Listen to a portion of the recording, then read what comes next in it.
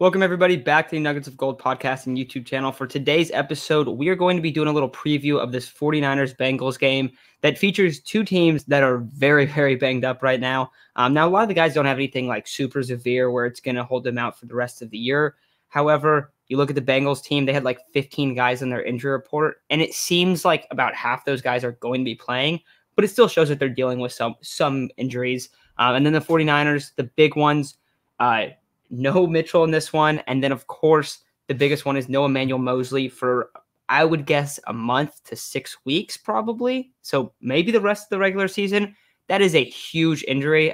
Before we get into anything, I want to talk a little bit about who's going to be playing at corner for the Niners, because I think this is super significant. Anytime you're going up against Jamar Chase, Tyler Boyd, T. Higgins, and T. Higgins is a game-time decision, but still, if he's out there, it's going to be tough. You look at the 49ers corners, and this was a tweet that got pretty big.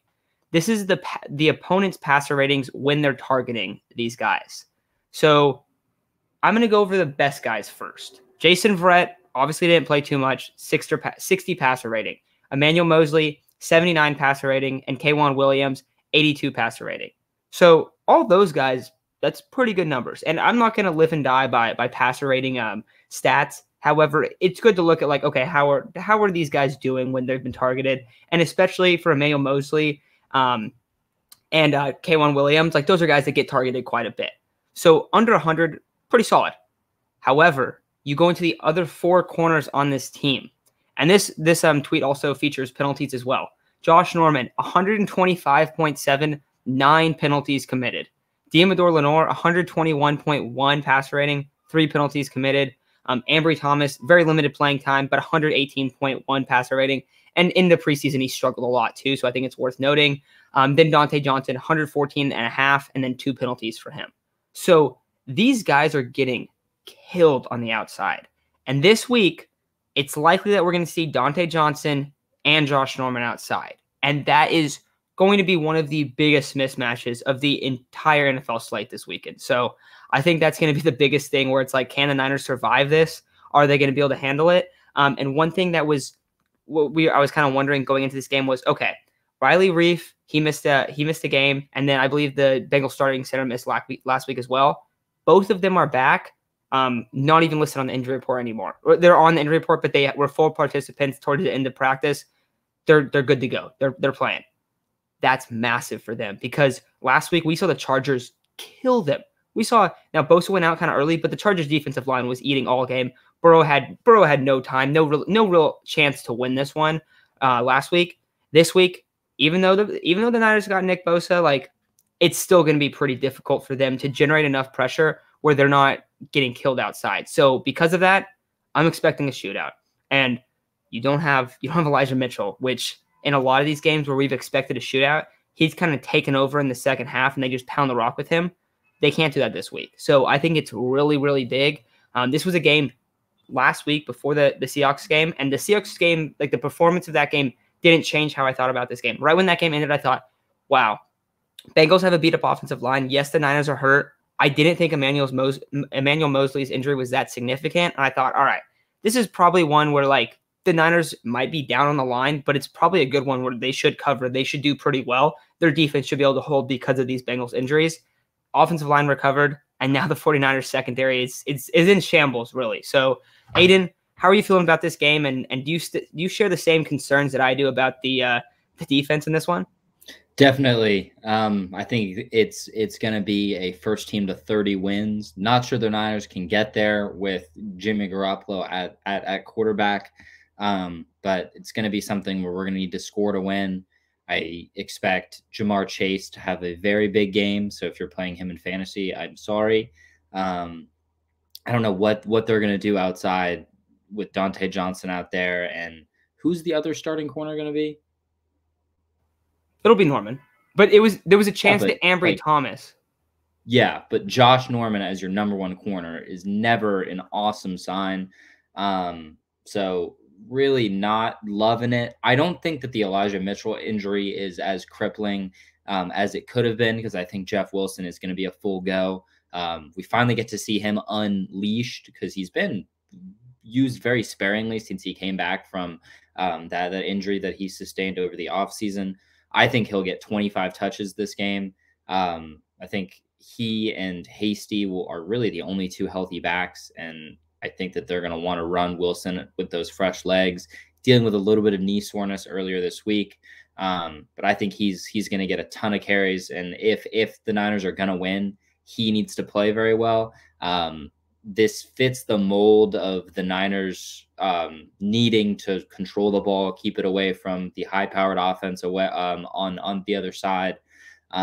So for me, it's going to come down to whether they can consistently run the ball and get first downs. And we've seen over these last 6-7 weeks when the Niners are able to run the ball and get consistent first downs and run that 30 times a game number that Kyle talks about, they win. And when they're not able to do that, they lose. So that's what it's going to come down to. I don't trust Jimmy to win this game. And I'm not sure what the line is when we looked last week. I think the Bengals were 1-point favorites. I think it should be a little bit bigger than that. If I was a betting man and was not a Niner fan, I would expect the Bengals to probably cover that 1 point. I'd love to be wrong, but it's going to be tough for the Niners with injuries that they have and who they have at quarterback and kind of just this whole situation, because the Bengals are coming off a loss as well. They're not going to come in just trying to take this one off. But good news, Niners don't need this game to make the playoffs. Vikings winning was obviously not ideal, but doesn't really matter. Niners have the head-to-head and have a very manageable stretch over this last section of the season. I think 9 wins gets them in. So just got to weather the storm here. And if they're able to steal one, it makes up for the Seattle game that they should have won. So that's what it comes down to for me. I think that's a great point. I do kind of wonder. So you talked about Jeff Wilson a little bit. I totally agree that you're going to try to get 30 carries, 40 carries even in this one, because when we've seen the Niners flourish, what has it been? I think I don't know if it was me and you that were talking about this, but I was talking about a while back. Their game plan is let's try to look like the Patriots did last Monday night with Mac Jones and have Jimmy throw 3 passes. Like, that is what they want to do. And when they want Jimmy to throw the ball, they don't want him pushing it. Like, Kyle doesn't want him pushing it downfield. Now, does he want his quarterback to be able to push the ball downfield? Yes. The problem is when the Niners try to push the ball downfield and try to have this like high octane passing offense, it usually results in them getting behind early in those games. Like Jimmy throws a pick and then they're down 14-0 or whatever it is. Like the Packers. I mean, there's been a few games like that. I don't know if Jeff Wilson's going to be able to take those carries. That's my concern there. And it's hard to tell just because, okay, let's see like how his knee is. But if he's been dealing with a lot of knee soreness, there's a chance that they're like, okay, this dude can only go like 15 carries. Now, at the same time, if he can go, I think this could look almost like last year's Cardinals game where like the recipe is clearly like, all right, let's try to run the ball and let's not try to get the ball in Kyler's hands. Like that was the goal of that game. And Kyler was banged up in that one. You saw Fred had a big game. They're going to need Fred to have a big game this week. The Bengals are really beat up at linebacker. So offensively, the Niners have a huge advantage when it comes to blocking. Like they're going to win in the blocking department. They're going to be able to get into that second level. Trent Williams, George Kittle, I expect them to have massive games. I think they're going to be fantastic. However, are JaMychal Hasty and Jeff Wilson, are they going to be able to do that? Are they going to be able to put up those numbers that we've seen Elijah Mitchell do? I have some questions about it. Now, the thing is, I loved what I saw out of Jeff Wilson last year. I just don't know if he's quite up to that level that he was. If he is, though, I think you're totally right. If he's ready to go and take 25 carries, we could see Jeff Wilson go out there, have a 100-yard performance, have a touchdown, 2 touchdowns. But if he doesn't, then you're going to put a lot on JaMychal Hasty's shoulders. And then also, you would typically think, okay, you're going to want to run the ball with Debo. How good is Debo, though? Is he able to go? Like, is he fully healthy? That's a big question, too. So a lot of this game is going to come down to, like, how healthy are these guys? And are you able to just pound the rock? Because, like, you only have 2 backs and then Debo. Maybe we see Kyle Juszczyk in at running back a little bit. Maybe they do put Trey Lance in a little bit. I know that they've kind of, like, jumped off that, but, like, you don't have guys to run the football. So maybe you see some of that. But they're definitely really depleted when it comes to running the ball. Passing-wise, I think we're going to see another big game from George Kittle. I think Right now, it's kind of like, hey, like George, you gotta be a superstar. You have to take over some of these games, and you need we're gonna have to outscore teams if we're gonna make the playoffs. You got to do it, and we've definitely seen him do that since he's came back from injury. George Kittle has been amazing.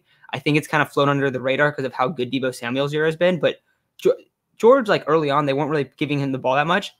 He's not a guy that's been a red zone threat throughout his career. I don't know exactly how many touchdowns he has. I want to say it's like 5 or 6, but since he's came back from injury, he had 3 consecutive games with a touchdown, and then he had 2 other touchdowns. So he has been putting up great touchdown numbers recently, which is something we haven't really seen from him, but it's great. Like it's awesome that they've been targeting him more down there, and he's really been able to take over games quite a bit.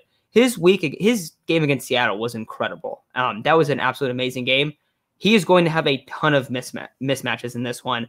A lot on Jesse Bates' shoulders, some of those guys on the Bengals, but they're super banged up. So you got to take advantage of that really, really thin linebacker core there. And unfortunately, like if you had Elijah Mitchell, I think this game looks a lot different.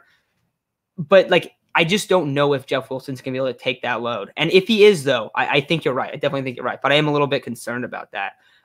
If he's not, though, say they're not, they can't really give anyone a ton of carries, which is really weird to say, or they have to give JaMychal Hasty a bunch, and they do have to push the ball with Jimmy a little bit and kind of and have to throw the ball a little bit more.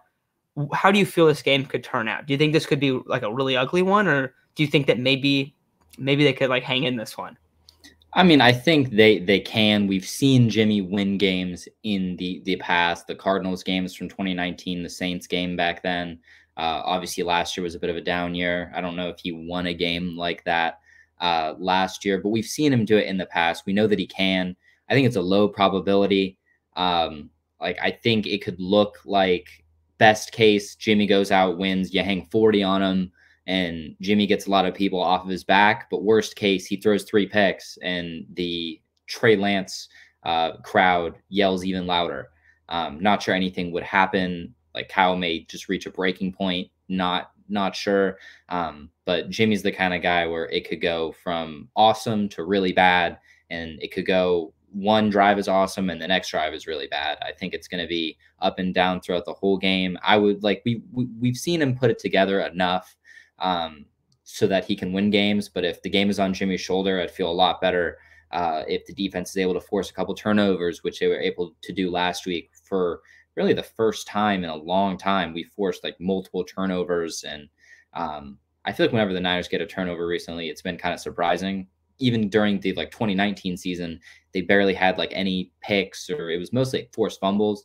I think that's been Josh Norman's biggest contribution so far. I think he still leads the league in forced fumbles because he punches every single time instead of tackling, which is kind of funny. But I mean, I'm not super confident if it's on Jimmy's shoulders, but I think he can win. Kittle needs to have a big game. I think Ayuk is an X factor. If I had to do 2 X factors for this game, it would be Jeff Wilson and Ayuk. If I was calling this game, I'd be using Deebo as a decoy, and assuming Jeff Wilson is healthy, I would pound the rock with Jeff Wilson. We've seen him have success before. Obviously, that's very contingent on him being healthy, but he's logged 2 full practices in a row. I think he's ready to go. I think he's ready to show why he needs to get paid at the end of this year. That's something that is kind of flies under the radar sometimes. He's playing for a contract, and he's been hurt all year. So if he doesn't have that big game and Elijah Mitchell comes back next year, he's not going to get it. This is his opportunity, and I think he's going to go out and play really, really well. If he's available in waivers on your fantasy league, I would pick him up. He's a great flex option this week. I like him a lot more than Hasty. Hasty's career high in carries was 2020, and he had 12 carries in that. I think it was the Seahawks game. But this season, his career high, even when Mitchell was coming up and Wilson was hurt and Mostert went down in the first game of the year, his career high or his season high is 5. So not awesome. We haven't seen Hasty go out and play awesome for a full game. We've seen glimpses. I trust Wilson a lot more, and I think he's primed to have a big game. And if it's going to happen, it's going to happen this week. Yeah, I like that you bring up Hasty a little bit. I do think that you're going to see him more used as a true scat back, which the Niners don't always use. Like a lot of teams have guys that are legitimately only in there for passing downs. I don't think Hasty's going to be like to that level, but he is going to be more of a third down back. That's more where his skill set is too. But you just see the Niners in a lot of spots where they have other guys that they feel more comfortable there. This week, you're probably going to see a decent dose of JaMychal Hasty, but like you said, Aiden, don't expect him to go out there and get 15 carries. I would not expect that at all. I think if he gets like 8, that's probably expected. Like I'd say somewhere between 5 to 10 carries is what he's going to get. Maybe like 3 to 4 targets. That's my guess on it. But they very well could pound the rock with Wilson and then just not really give Hasty that many reps either. A couple of the people I want to mention before we take off out of here. Trey Hendrickson, watch out for him on Tom Compton. I'm assuming Tom Compton's going to be a go. That is a really, really scary mismatch. And then, of course, you brought up Brandon Ayuk. I'm a big Brandon Ayuk guy. I think that you're right about this game potentially being a huge one for him as well. The Bengals corners, they're not tossing out really good guys. They do have Mike Hilton, who I've always liked in the nickel, but Eli Apple, Awuzie, Vernon Hargraves. I don't know if Awuzie is going to be playing, but you have Vernon Hargraves and Eli Apple outside. Maybe in terms of draft capital, yeah, they're up there, but neither of those guys have lived up to their expectations at all, and they've bounced around the league up to this point. So those are guys that you need to win on. And for this game, I think like you might have to, if you're the Niners, like you're going to have to win this one a little bit unorthodox. I would expect that. So maybe we see that and we feel a lot more confident with them heading into playoff time, but it is a really, really weird game. You said you'd probably take the Bengals to cover at -1.5. I would feel the same way. So what's your score prediction for this one? Score prediction? I mean, I'm going to pick the Niners. I'm going to root for the Niners every single week, and I'm going to look like an idiot on here if I come back and I'm like the Bengals are going to win and then the Niners win. I think the recipe to the Niners' success is keeping Joe Burrow and that offense off the field, keeping those Niners cornerbacks off the field. I said first one to 30 wins, but I'm going to amend that a little bit. I think score prediction 23-20 Niners, and they rush for 150 yards, and Jeff Wilson has 120 and 2 touchdowns. So you think this one's more like you're trying to play to 30, but it might just be like, oh, the Niners suffocate them, and that's like more their recipe? I think Niners, hopefully, out of the 30 minutes in the first half, hold the ball for 20 of them. Yeah, that is what I see. And with those linebackers being out, I think they have a chance to do that. They need to capitalize. I don't think that is the most likely thing to happen, but that is their best recipe for success, because if they're getting to 30, that means they need to throw the ball. And as we saw last week, that doesn't always work for the Niners. Yeah, absolutely. One other intro I don't think we brought it up yet. Joe Mixon is a game time decision. I expect him to go. Same thing with T. Higgins. Usually when guys are game time decisions, they go, especially if they haven't been like we saw like DeAndre Hopkins and Kyler Murray were like game time decisions for like 3 weeks, but no one really felt confident that they were going to be playing. It does seem like both of those guys are going to be playing. So I do expect that. I'm going to give you guys 2 score predictions just because I think that with a lot of these Niners games, you notice right away, like, okay, it's this kind of game. So on one hand, if the Niners lose, which I do think is more likely, I think it's like 30-20 where they get kind of like it handed to them in the first half, and then they score some garbage time points and it doesn't look that bad. If they win, I think I would go 28-24, super efficient in the red zone, get 4 touchdowns, 4 really long, impressive drives. They don't have to put the ball into Jimmy's hands as much, and it's like not really based on him. But I would put that at like 25% chance. That's what I'll say, like 25% chance they kind of have that style game, 3/4 chance that they have a game where it's like, all right, this is a tough one. And of course, I mean, this isn't cut and dry numbers, but that's what I would kind of expect going into this one. But I think that's going to do it for today's episode. Let us know what you think. Can the Niners corners hang enough? Can their pass rush get to there to Burrow? Because we've seen when you pressure Burrow a lot, he makes a lot of mistakes, and that could be really big as well. Got to hold on to the ball a lot. So going to need a huge game from Jeff Wilson as well, and whoever is really running the football. But that's going to do it for today's episode, and we will talk to you guys after this game. Hopefully the Niners are able to win this one, but it's going to be a difficult one for sure. So anytime you're going up against Joe Burrow, Jamar Chase, those guys have been pretty good in their time together. So it'll be a fun one. Hopefully Niners Corners are able to hang on and somewhat cover those guys out there. But this is going to do it for this episode. So thank you all for listening, and we'll talk to you very soon.